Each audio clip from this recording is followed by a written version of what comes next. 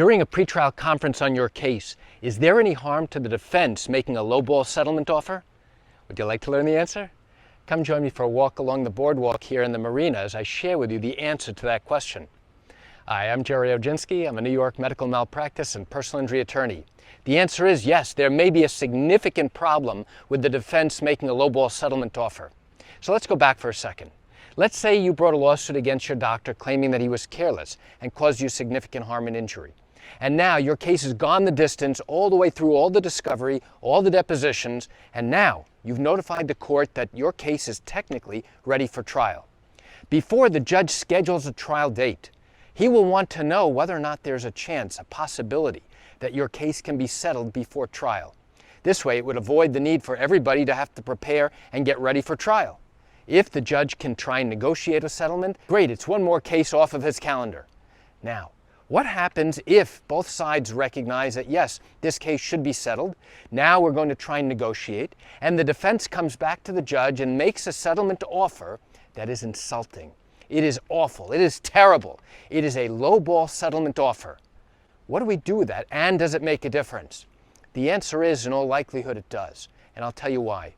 Let's say you have significant harm and injury as a result of the doctor's carelessness, and you've suffered significant disabilities, and you are limited from doing your daily activities, and you are unable to return back to work doing the type of work you used to do. So you have significant damages in your particular case. We make what we believe is a reasonable settlement demand. The judge relays that to the defense, and the defense tells the judge that yes, they are seriously interested in trying to settle this case without the need to go to trial. So now they come back to the judge and they tell them, okay, judge, we believe that this case is worth only about $100,000. So we're going to offer $50,000 to try and settle this case. Meanwhile, let's say we made a demand of $5 million, believing that your case has a real value of $3.5 million. If the defense comes back with an offer of $50,000, $75,000, $100,000, what do you think that's going to go through our mind as well as the judge's mind? I'll tell you what's going to happen. What's going to happen is the judge is going to think that the defense is really not serious about trying to negotiate this case.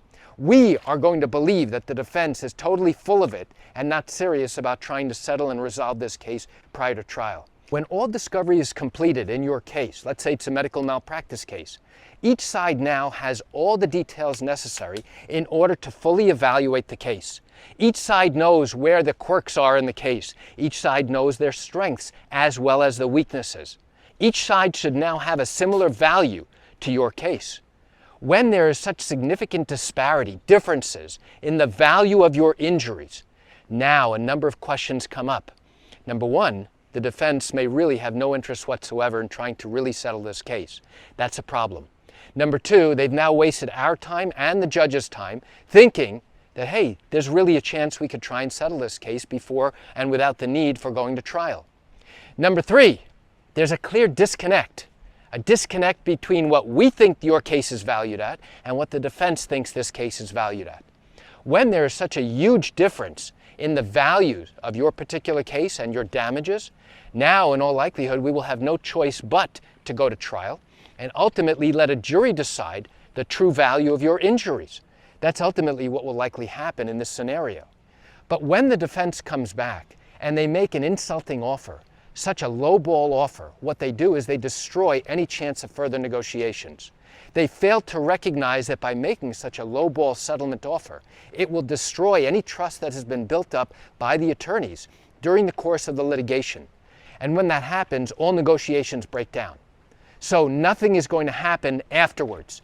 So if negotiations break down because the defense thinks your case is worth only $100,000 at most, and we think your case is worth $3.5 million or up, guess what?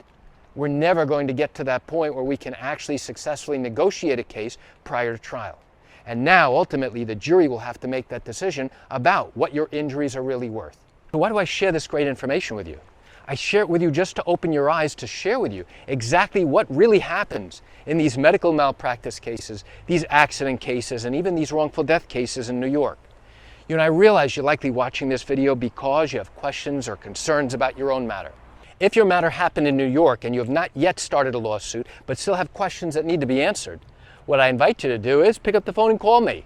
You know I answer questions like yours every single day, and I'd love to chat with you. You can reach me at 516-487-8207 or by email at Gerry, Gerry, at Oginski-law.com. That's it for today's video. I'm Gerry Oginski. Have a wonderful day.